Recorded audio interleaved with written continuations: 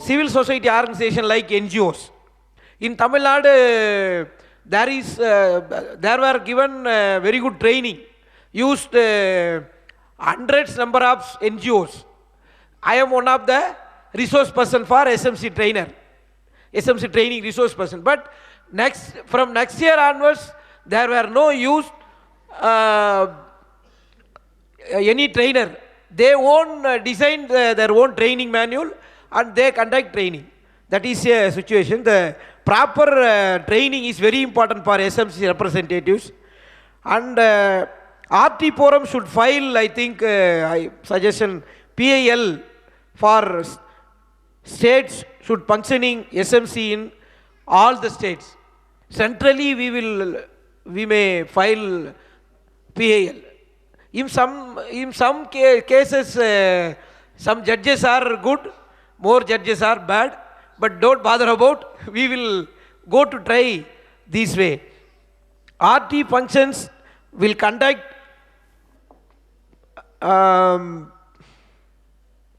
RT Forum will conduct this type of conventions at least once in the year in each state. The RT Forum should include this Ajanta in our future Ajanta. All the state need SMC, mobilizing SMC members, convene this type of conventions. This is very need to mobilize. This is one political tool.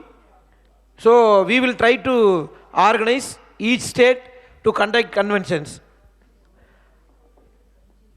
So, okay, this is my representation. Thank you very much for opportunities. Anurag ji से अनुरोध है कि वो आपकी मर्जी।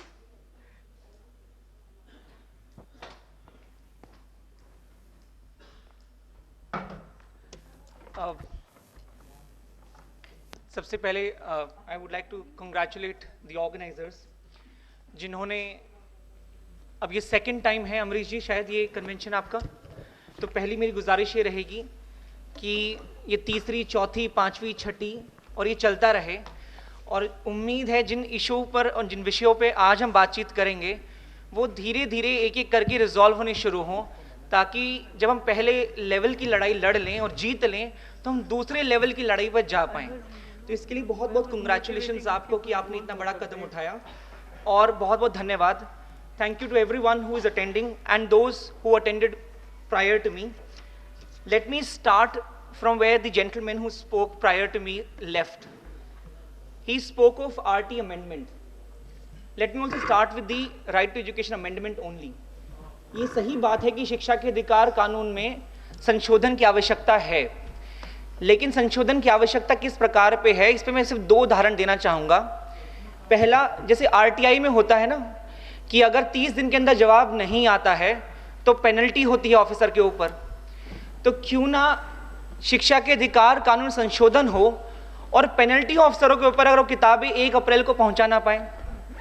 क्यों हमारे स्कूलों में किताबें 3-3, 4-4, 5-5, 6-6 महीने बाद एक करके आ रही होती है। कई किताबें एग्जाम से 2-2 महीने, 1-1 महीने पहले पहुंचती हैं। तो क्या करना है उन किताबों का जब एग्जाम हो गया, सब कुछ हो गया? तो बिल्कुल संशोधन की जरूरत है, लेकिन संशोधन की जरूरत किस दिशा में है? उस दिशा में जहां फिलहाल MHRD कंसिडर कर रही है, या उस दिशा में जो स्कूलों में होने वाली गतिविधियों को स्ट्रेंथन करे, उनके लिए इनेबलिंग कंडीशन क्रिएट करे कि किस प्रकार से स्कूलों में क्या हो रहा है। वो पीनलाइज करे ऑफिसर्स को, वो पीनलाइज करे हमारे सारे डिपार्टमेंट के अफसरों को जब ऐसी स्थिति उत्पन्न हो कि हमारे बच्चे अपना नाम नहीं पढ़ पा रहे हैं, जब ऐसी स्थिति उत्पन्न हो कि उनको बैठने की जगह नहीं मिलती है, उनको डेस्क नहीं मिलते हैं। और इन सभी मुद्दों पर संशोधन की आवश्यकता भी है और गुंजाइश भी। बट मैं थोड़ा सा SMC से हटकर कुछ और एक बड़े मुद्दों पर बातचीत करना चाहूँगा, जिसकी शायद एक फाउंडेशनल प्रीमाइस भी है इस कन्वेंशन का और ऐसे जितने भी कन्वेंशन होते हैं उन सभी कन्वेंशंस का। वो है किस प्रकार से हम कोलैबोरेट करें या आगे क्या करें। तो मेरे लिमिटेड अंडरस्टैंडिंग में 4 बातें जो हम कर सकते हैं अगर हम साथ हैं सारे के सारे। सबसे पहला ज़रूरी है, यहाँ बहुत मैं नाम पढ़ रहा था कौन कौन ऑर्गेनाइजेशन पार्टिसिपेट कर रहे हैं, उनमें से बहुत सारे ऑर्गेनाइजेशन रिसर्च करते हैं। तरह तरह की रिसर्च करते हैं, कोई स्टेटस देखता है किसी चीज़ के इम्प्लीमेंटेशन का, तो कोई स्टैंडर्ड ऑपरेटिंग प्रोसीजर स्टडी कर रहा होता है, कोई भी मतलब बहुत प्रकार की रिसर्च होती हैं। और इस पर थोड़ा हमें ड्रिल डाउन करने की ज़रूरत है, क्योंकि जब तक डेटा नहीं होगा, जब तक एविडेंस नहीं होगा, तब तक उस बात में उतना दम नहीं होता है जो हम कह रहे हैं। अगर हम कोई एक स्टडी, साहब ने जैसे इंफ्रास्ट्रक्चर की बात करी, कोई छोटे छोटे स्टडीज़ या केस स्टडी बनाने शुरू कर दें कि ये देखिए स्कूल की हालत, एक स्कूल की हालत देख लीजिए, या एक जोन को पकड़ लें और उस जोन को एग्जाम्पल बना के हम सरकार के पीछे पढ़ना शुरू करें कि यहाँ पर बच्चों के पास पीने का पानी क्यों नहीं है, इन 11 स्कूलों में, 15 स्कूलों में। और ये छोटी छोटी स्टडीज़ जो है ना, ये बहुत महत्वपूर्ण होंगी बड़े इशुओं पर बातचीत लाने के लिए और डिस्कोर्स बिल्ड करने के लिए। तो मेरी गुजारिश है कि हम जो ये डेटा का गैप है, जो ये एविडेंस का गैप है, क्योंकि जब जब हम कहते हैं ना स्कूलों की हालत ठीक नहीं है, तो अफसरों का पहला ये होता है नहीं लगभग तो ठीक ही है, थोड़ी सी गड़बड़ है बस। तो उनकी थोड़ी सी गड़बड़ से असलियत दिखाना, वो एविडेंस कलेक्शन काम हमें बड़े ही ड्रिल डाउन करने की ज़रूरत है। और इसी दिशा में हमने DCPCR में करीब 4-5 स्टडीज़ कमीशन भी करी है, जो एक्सपोज पहले स्टडी करे कि स्टेटस क्या है कई चीज़ों का, और फिर अगर कमियां निकलती हैं सामने तो सरकार के पीछे पड़कर और मीडिया के साथ इन्वॉल्व करके वो एक प्रेशर क्रिएट करे कि भैया ये इशू है और इसको रिजॉल्व करना है। तो ये मेरा पहली गुजारिश है कि हम किस प्रकार से आगे बढ़ सकते हैं कि हम डेटा और एविडेंस के गैप को फिल करने की कोशिश करें। दूसरी मेरी गुजारिश है, और इस एक ज़रूर बात इसलिए भी है डेटा गैप के, जो डेटा गैप है इसको फिल करने के लिए, मैं एक छोटा सा उदाहरण लूँ। शिक्षा के अधिकार कानून में स्पेशल ट्रेनिंग सेंटर का जिक्र है सेक्शन 4 में। अब वो स्पेशल ट्रेनिंग सेंटर की इसलिए ज़रूरत पड़ती है क्योंकि खासकर फर्स्ट जनरेशन लर्नर्स जिनका एक काफ़ी डेफिसिट है, उनको एक्स्ट्रा सपोर्ट, इंडिविजुअलाइज्ड अटेंशन चाहिए होता है। पर हालत देखिए अगर हम स्पेशल ट्रेनिंग सेंटर्स की, तो हम एनेक्डोटली जानते हैं कि बुरी हालत है। बट अगर कोई एक स्टडी हो जाए, दिखाए कि भैया देखिए आपके यहाँ 174 बच्चे आए थे उदाहरण के तौर पे, और 174 में से आप 150 को मेन स्ट्रीम नहीं कर पा रहे हो, तो वो ज़्यादा हार्ड हिटिंग होगा और ज़्यादा प्रेशर क्रिएट करेगा सरकार के ऊपर। इसी दिशा में हम एक स्टडी कमीशन भी कर रहे हैं जिसमें हम सारे STCs की हालत स्टडी कर रहे हैं कि हालत क्या है। क्योंकि अगर फर्स्ट जनरेशन लर्नर की दृष्टि से देखूं तो सबसे महत्वपूर्ण कड़ी अगर कुछ है पूरे सिस्टम के अंदर, वो है स्पेशल ट्रेनिंग सेंटर। दूसरा मेरा जो गुजारिश है और जिस प्रकार से हम सारे आगे बढ़ सकते हैं, वो है किस प्रकार से मीडिया को इन्वॉल्व करें। देखिए at the end of the day we have to now live with that and accept the fact, and there is some beauty and burden of democracy कि जो चीज़ इलेक्टोरल इशू बनेगा वो चीज़ पे डिलीवर होगा। अगर जो चीज़ इलेक्टोरल इशू नहीं बन सकता उस पर डिलीवरी नहीं होगी। तो जब तक वोट जब पड़े मतदान वाले दिन, जब तक वोट ना पड़े कि मेरे स्कूल किसने सुधारे, या मेरे स्कूल कौन सुधार सकता है, या मेरे स्कूल सुधारने किसने प्रयास किया और किसने मेरे स्कूलों को बर्बाद करने में भूमिका निभाई, जब तक इस सवाल पे मतदान नहीं पड़ेगा, तब तक एक एक्सटेंट के परे हम एक डेड वॉल हिट करेंगे और तब तक एक लॉन्ग लास्टिंग चेंज नहीं आ सकता। तो ये हम सबकी जिम्मेदारी है, जब इलेक्शन आए, हम अपने लोकल इलेक्शन आए, अपने राज्य के इलेक्शन आए या लोकसभा इलेक्शन आए, तो हम अगर 200 लोगों की जिम्मेदारी पकड़ लें कि हम 200 लोगों को या 100 लोगों को, 100 परिवारों को पकड़ेंगे और उनको बताएंगे कि शिक्षा कितना बड़ा मुद्दा है और किस प्रकार से सरकारें शिक्षा से विथड्रॉ कर रही हैं। There is a state withdrawal from the services like education, health care, which is disturbing. मैं उस पर अलग से आऊँगा, लेकिन अगर हम 100 लोग भी पकड़ लें तो we can make a difference. क्योंकि लोकल इलेक्शन जैसे बात करूँ तो छोटे से वार्ड या छोटी से पंचायत होती हैं, तो छोटे छोटे 150 वोट भी, 1000 वोट भी बहुत बड़ा डिफरेंस क्रिएट कर सकते हैं। और जब तक इलेक्टोरल इशू नहीं बनेगा तब तक सरकारें, हम कुछ एक्सटेंट तक बच करा सकते हैं उनको, उसके बियॉन्ड बच नहीं करा सकते। तो ये इंपॉर्टेंट है कि हम इशू बनाएं मतदान के लिए, कि मतदान अब स्कूलों के सुधरने और बिगड़ने पर होगा। ना मतदान होगा कि कौन किस धर्म का है, ना मतदान होगा कौन किस जाति का है या किस जेंडर का है, मतदान होगा स्कूलों में किसने काम किया किसने नहीं किया।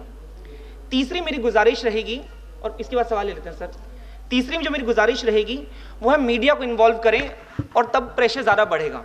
फ्रीक्वेंटली मिले उनसे, आर्टिकल्स छापे, छपवाएं, न्यूज़ लेटर्स खुद बनाएं। सोशल मीडिया आज एक ऑलमोस्ट एक ऑल्टरनेटिव मेन स्ट्रीम बन गया है, तो उसको हम बहुत इफेक्टिवली इस्तेमाल करें लोगों तक पहुंचने में और सरकारों को प्रेशर बिल्ड करने के लिए। तीसरी मेरी गुजारिश है और ये एक डिस्टर्बिंग फैक्ट से इमर्ज कर रहा है। पिछले अगर 10-15 सालों को अगर हम देखें तो one of the most deeply disturbing trend that is emerging is the withdrawal of governments from education health care. आप बजटरी देख लीजिए, बजट हर साल स्लैश हो रहा है। अभी सर्व शिक्षा अभियान का बजट कुछ हज़ार करोड़ से स्लैश कर दिया गया।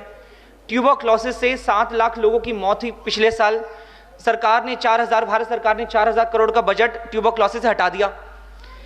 तो एक स्टेट विथड्रॉल है और उसी का एक परिणाम है कि प्राइवेटाइजेशन बढ़ रहा है। कुछ सेक्टर टेक्नोलॉजी प्राइवेटाइजेशन बहुत अच्छी बातें करना चाहिए, उनको करें, लेकिन स्कूलों में स्कूली शिक्षा और स्वास्थ्य, खासकर प्राइमरी हेल्थ, इसमें सरकार का अगर विथड्रॉल होगा तो ये एंटी पुअर पॉलिसी है और इस पर हमें सबको मिलकर सोचने की ज़रूरत है। तो इसलिए हम ज़्यादा से ज़्यादा अपोजिंग वॉइसेस का एंगेज करें और एक कोएलिशन बिल्ड करने की कोशिश करें, जैसे आरटी फोरम कर रहा है कई सालों से, कि किस प्रकार से हम साथ आकर अपनी वॉइसेस को स्ट्रेंथन करें और वो प्रेशर क्रिएट करें। इसी पे एक उदाहरण दे दूं। उदाहरण के तौर पे अगर एसएमसी ले लीजिए या फिर ईडब्ल्यूएस कोटा ले लीजिए, बहुत सारे ऑर्गेनाइजेशंस हैं और इंडिविजुअल्स हैं जो बहुत मेहनत से और हार्ड वर्क से बहुत सारी चीज़ें सामने लाते हैं, पर अगर कई बार कोलैबोरेशन नहीं होता तो वो पीस बाय पीस जोड़ नहीं हो पाता। कोई एक एनजीओ है जो बहुत अच्छी रिसर्च करके बता सकता है कि भैया पूरे भारत के 29 राज्यों में क्या स्टेटस है ईडब्ल्यूएस इम्प्लीमेंटेशन का, तो कोई शायद उस पर फिर बहुत अच्छी एडवोकेसी कर पाए अपने नेटवर्क इस्तेमाल करके। तो कोई शायद मीडिया नेटवर्क रखता है तो उनको लोगों तक पहुंचा सकता है। तो कोई शायद रेमेडियल एजुकेशन के सेंटर्स चलाता है जो अक्सर ईडब्ल्यूएस की बच्चों को ज़रूरत पड़ती है और उनको सपोर्ट देने के लिए। तो जब तक ये सपोर्ट सिस्टम नहीं बनेगा ना और ये पीस बाय पीस हम जोड़ना शुरू नहीं करेंगे और ये कोलैबोरेशन नहीं होगा, तब तक हम एक सेल्फ डिफीटिंग एक्सरसाइज में और हर बार एक व्हील को रीइन्वेंट करने की स्थिति में बने रहेंगे और आगे नहीं बढ़ा पाएंगे इस पहिए को। और चौथा, ये बहुत स्पेसिफिक है और ये मेरा रिक्वेस्ट है आप सबसे, और प्लीज़ जो जो इंटरेस्टेड हो प्लीज़ आगे आइएगा। हम एक प्रोसेस शुरू कर रहे हैं क्योंकि अंत में बहुत सारी चीज़ें आके अटक जाती हैं कि हमारी, फॉर एग्जाम्पल, एक एग्जाम्पल है ये अमंग्स मल्टीपल एग्जाम्पल्स पॉसिबल, कि हमारी चाइल्ड लाइन किस प्रकार से काम कर रही है। अगर मैंने एक बच्चा मेट्रो स्टेशन के सीढ़ी पर एक बुरी हालत में देखा है, और जो हम सब ने देखा है, अगर मैं 1098 पे कॉल करूं तो कितना समय लगाते हैं, फिर उनके पास रेलिवेंट स्टाफिंग है कि नहीं, रेलिवेंट बजट है कि नहीं, व्हीकल्स है कि नहीं, और नहीं है तो वो मुद्दा बने, फिर टेक्नोलॉजिकल सिस्टम्स है कि नहीं, और किस प्रकार से वो फिर स्टैंडर्ड ऑपरेटिंग प्रोसीजर होंगे इस बच्चे को हैंडल किया जाएगा, कहाँ प्रोड्यूस किया जाएगा, कैसे रिहैबिलिटेशन होगा उस बच्चे का। ये सारी कड़ी आके अटक जाती है कि कितनी इफेक्टिव है हमारी चाइल्ड लाइन। तो क्यों ना हम सारे मिलकर अपनी चाइल्ड लाइन को रिव्यू करें और कहें कि ये 8 कमियां हैं ना, तो 8 की 8 एक बार में नहीं सुधर सकती, ये 2 हम पहले सुधारेंगे और जब ये 2 सुधर जाएंगे तो अगली 3 पकड़ लेंगे। तो वो मेरी गुजारिश है कि हम चाइल्ड लाइन पे फोकस बनाएं और उसका रिव्यू शुरू करें और बातचीत शुरू करें उस मुद्दे पर। बस मुझे यही कहना है। इसके अलावा अगर किसी का सवाल है, बल्कि सवाल सर मैं चाहूँगा कि आप सुझाव दें कि सरकार क्या कर सकती है, कमीशन क्या कर सकता है और हम सारे मिलकर क्या कर सकते हैं। तो I would be very grateful if you can provide suggestions and feedback on anything that you would like to. Thank you very much for organizing this event. Thank you very much for inviting me and providing me the opportunity to be able to interact with you all. Thank you very much. जब add का सुधार का बात किए sir आप, तो जितना भी सरकारी कर्मचारी है अगर उसका बच्चा सरकारी स्कूल में दाखिला कर दिया जाए ना तो 1 महीना में पूरा इंडिया सुधार हो जाएगा। सर उसमें भी आईएएस अफसरों का सर, आईएएस पर पॉलिटिशियन कर दीजिए। लेकिन हम लोग तो एकदम गरीब तबके के हैं, हम लोग बोल नहीं सकते हैं लेकिन समझते जरूर हैं। नहीं, वो सिर्फ आईएएस अफसरों का मिनिस्टर कर दीजिए, उसी में हो जाएगा सारा। 1 महीना में सरकारी स्कूल सुधार हो जाएगा। आगे की प्रक्रिया, चलिए अब बोल दीजिए। चलो बहुत देर से दूसरा काम कर रहे हैं, बोलने का मौका ही मिलना चाहिए। ठीक है, नमस्कार साथियों, मेरा नाम अमर है और बालिका ट्रस्ट से हूँ और साथ में मैं एक नरेला के स्कूल में एसएमसी मेंबर भी हूँ एज ए सोशल वर्कर। ठीक है, और मेरा सवाल कुंडू भाई से भी है। सवाल क्या है, थोड़ा सा हम हेल्प भी चाहते हैं। जिस तरह का दिल्ली सरकार के स्कूल में चुनाव हुआ है और बहुत ज़बरदस्त चुनाव हुआ है, हम सब ने फेस करा है और उसमें पार्टिसिपेट करा, अच्छा लगा। उससे ज़्यादा एमसीडी के स्कूल है और एमसीडी के स्कूल आरटी एक्ट के अनुसार दिल्ली सरकार के स्कूल में वो 3 साल बच्चा है। छठी 7वीं 8वीं क्लास, लेकिन पहली क्लास से लेकर 5वीं क्लास तक एमसीटी के स्कूल में होते हैं, और एमसीटी के स्कूल में मैंने आज तक चुनाव नहीं देखा। हमारे पास 60-70 पेरेंट्स हैं जो एमसीटी स्कूल में मेंबर बनना चाहते हैं। मैं डिप्टी डायरेक्टर के पास भी गया था, उनको भी पता नहीं क्या करना है, आप डायरेक्टर के पास जाओ। तो क्या हम 60-70 पेरेंट्स का सिग्नेचर करा के विथ स्कूल का एड्रेस और बच्चे का नाम, रोल नंबर देते हैं डीसीपीसीआर को, तो डीसीपीसीआर से हमें किस तरह का हेल्प मिल सकता है कि वहाँ पर भी जैसे दिल्ली सरकार में इलेक्शन हो तो वहाँ पर भी इलेक्शन हो, इलेक्शन ना हो तो कम से कम उन लोगों को मेंबर बनाए जो कि बनना चाहते हैं, जो कि मोटिवेटेड है, कुछ सोचते हैं कि हमें बनना चाहिए, ना कि स्कूल के टीचर ज़बरदस्ती यार खाना पूर्ति करने के लिए चलो 4 जनों का नाम दे दो, ऐसा हो तो। सर मैंने नोट कर लिया है, आप एक पत्र मुझे कल भिजवा दीजिए, परसों नोटिस इशू हो जाएगा। Okay, thank you.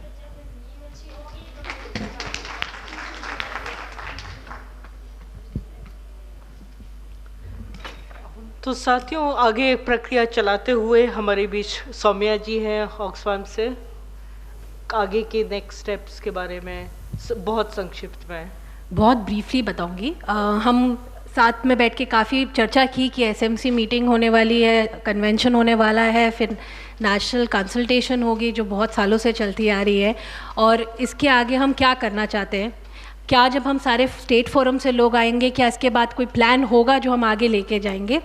तो ये आगे के कल और परसों के दिन में हम बैठ के आप लोगों के साथ चर्चा करेंगे। 2-4 हमने आइडेंटिफाई किए हैं इश्यूज़, और प्लान भी है जो हम आप लोगों के साथ शेयर करना चाहेंगे और आपके साथ आगे डिटेल में बनाना चाहेंगे।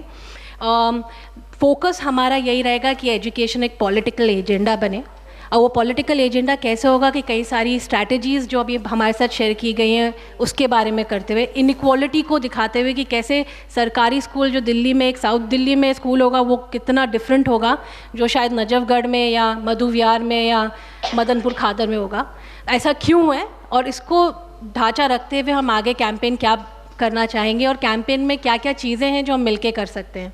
तो ये एक हमारा प्लान है जो हम कल के दिन में और उसके बाद परसों भी डिटेल में बनाएंगे, और 2-4 जो मुद्दे हैं हमारे जो आगे आने वाले क्वार्टर में हम उठाना चाहेंगे एज फोरम, और हम स्टेट फोरम से भी डिस्कस करना चाहेंगे कि उसे कॉन्टेक्चुअलाइज कैसे किया जाए और अपने राज्य में, प्रदेश में कैसे उसे आगे ले जाया जाए, वो भी एक हमारा मुद्दा रहेगा जो हम देखना चाहेंगे। For next session, Angela, over to you.